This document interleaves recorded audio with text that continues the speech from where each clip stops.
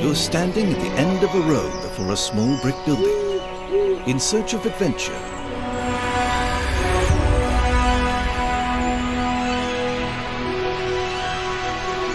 So take your first steps into Colossal Cave.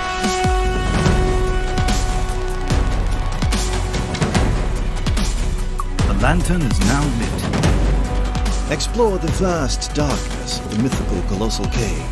Beware the many obstacles that stand in your way. Is this it? You feel a strange pulling sensation.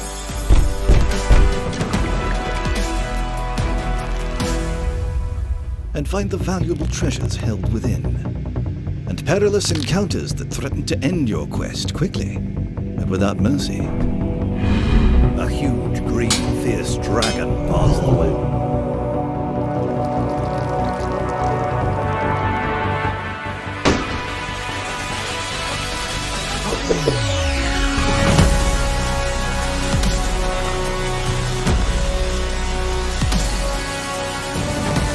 Many locations to traverse, secrets to find, and miles of caverns to explore.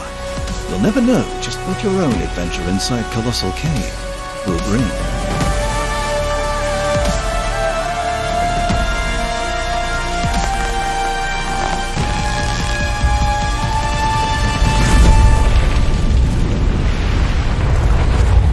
Colossal Cave, reimagined by Roberta Williams.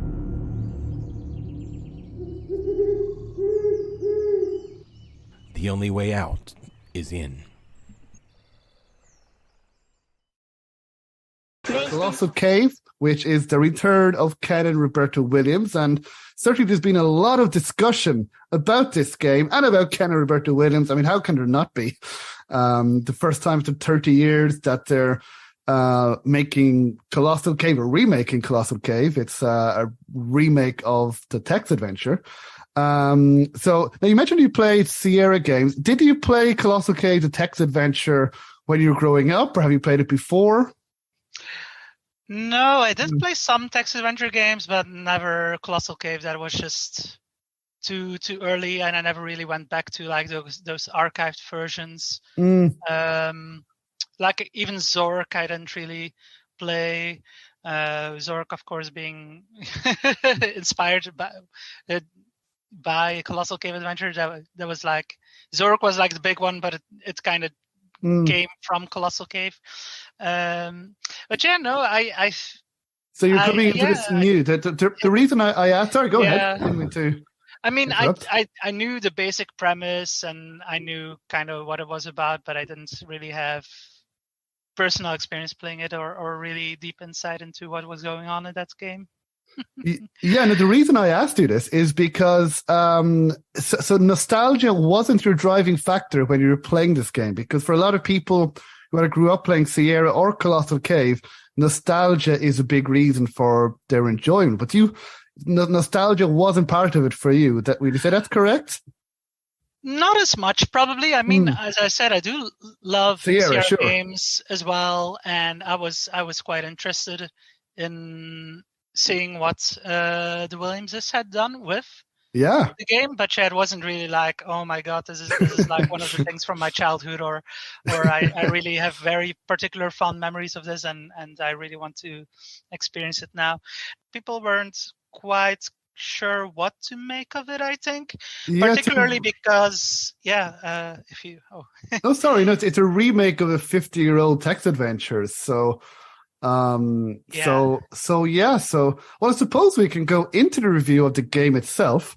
Since we established nostalgia wasn't the driving force for you, so for people maybe who don't know much about it, I was wondering if you could set us up what the game is about. Where do we find ourselves in the game?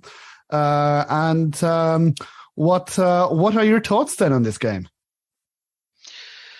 So yeah, pretty much the premise of the game is you start outside of a cave, somewhere in the mountains, forest-esque area. The starting line is you are in a forest outside a building, something like that. And the narrator is lovely, by the way, a great fellow as well. Lovely and does voice, an amazing job. Yeah, Jason Cryer, shout out to him, a good friend of mine. But so you just start exploring, and you find a key and a lamp and stuff that allow you to start going down into the cave and exploring down there.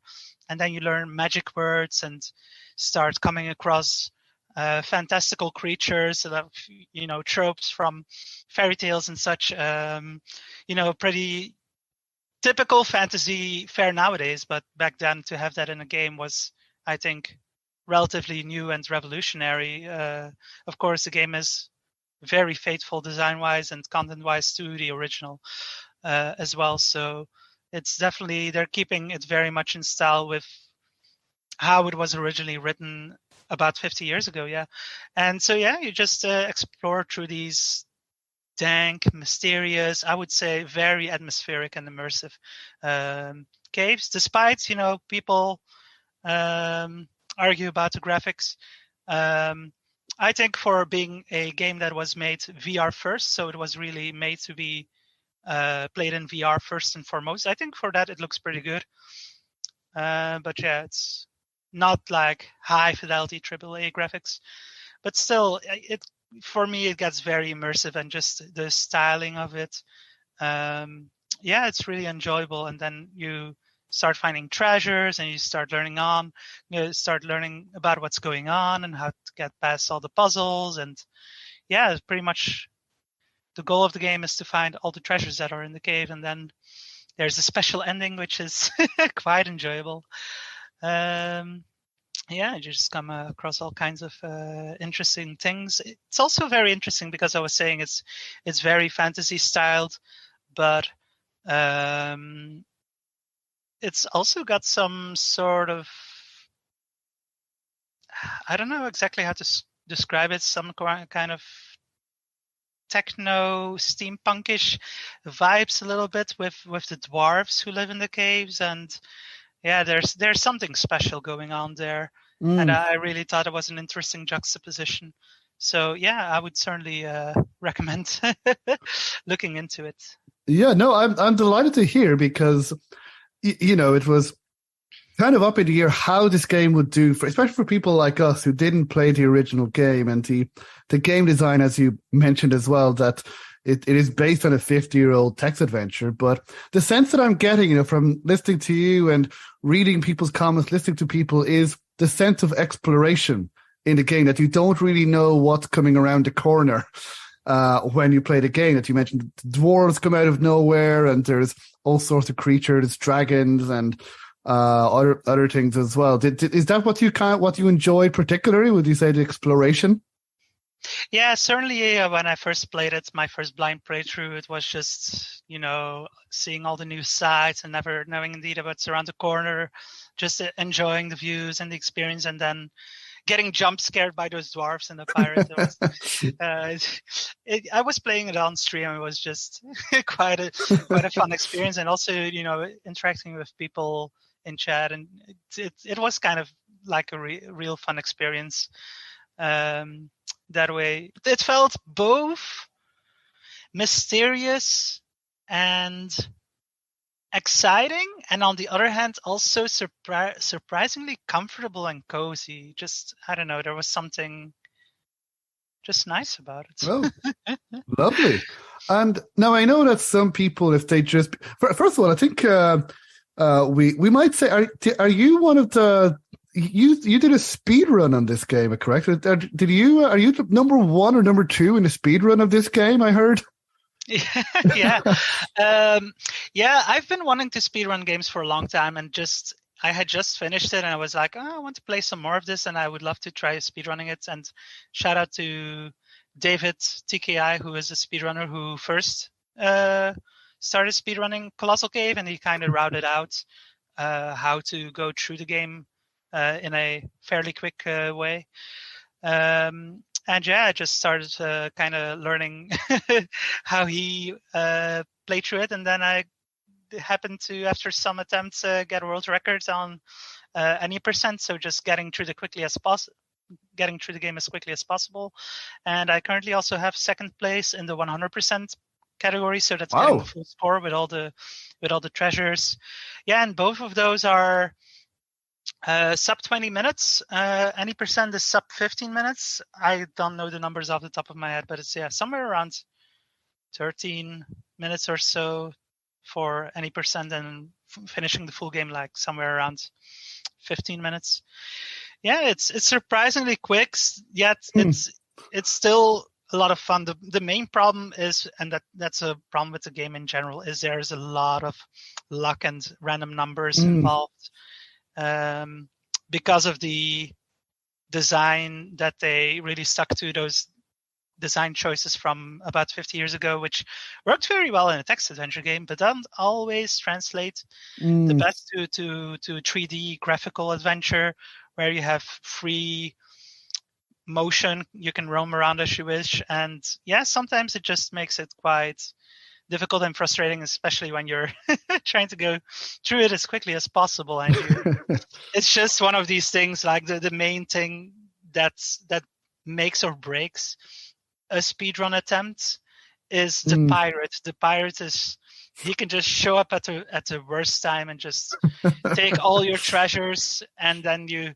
have to go find him again, and then you lose so much time, or he doesn't show up at all. That's also possible, and then you can't get what you need from him. And it's really tough in that way, but it's still a lot of fun, and I really enjoyed learning speedrunning that way. Yeah, well, congratulations on that. And I'm interested because it sounds like you've gone back to this over and over again. You mentioned, that you die quite a bit, or that you might be a bit frustrating. But unlike, I'd say, most adventure games, because most adventure games don't really have much replay value, but this game does. Would you think that's fair to say?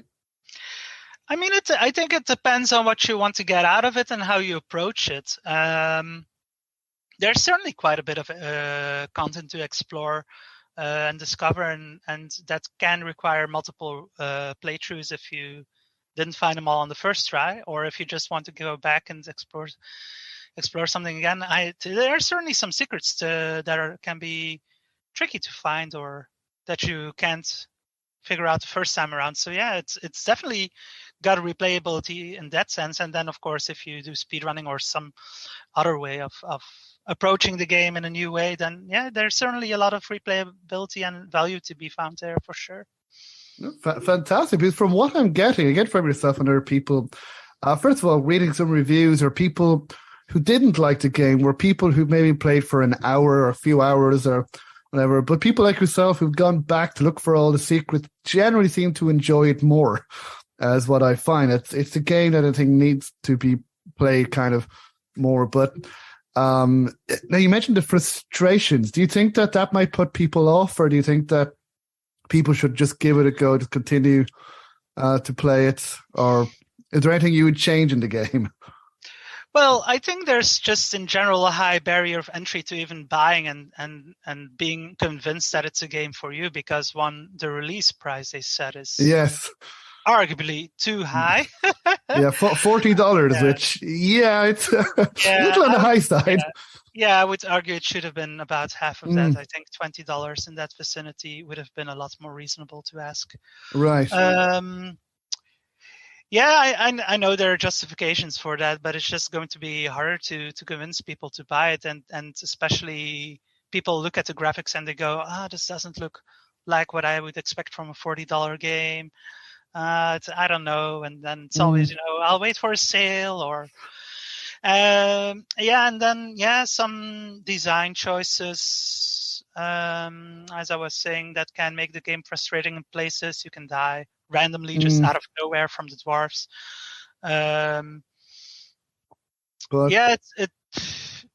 I think it is certainly worth playing. I really enjoyed it, but it's not easy to get into. It's just a difficult premise, something that's 50 years old, and most gamers, us us who are more into the adventure gaming niche, right? At least, even if we hadn't played of it, but we were aware of it, and then it's like, oh my god, the Williamses are making that. People would prefer prefer them to do a King's Quest game or whatever, something that Sierra was really known for. Just go back to that specific style. But they particularly chose to tackle this project, and like huge props to them. I think it's very, what's the word of it for it? Admirable. I was going to say that I do admire them too, because now I spoke to Roberta Williams, and name drop there. Yes, I know, but people can check out my interview, 90 minutes, and it was no filters, Roberta. She was completely honest and very detailed, and just kind of like saying, gave very good answers as well. She was saying this is exactly the game that she wanted to make, and she knew going in that there would be people who wouldn't like it. She recognizes that parts of the game are a bit, a bit old and maybe a bit dated, but she said this was about what she called like a historical preservation of the game, just to update the game with graphics and controls. But she said it's important to her to keep the game as it was, and as it was best known that there were other iterations, but she said, no, this is exactly the way that I want to make it. So I do admire them for just sticking so closely to it, knowing that there are parts of it that they didn't work. But I'm happy to hear that you really enjoyed it. And also it's kind of interesting that, Roberta is well known for telling great stories in her games certainly before she retired 30 years ago. But this one, how did you find the story? Was there much of it there, or did you discover more as you went along? Because I haven't played it. I'm not sure myself, but you haven't played it? No, I haven't, unfortunately. Not yet.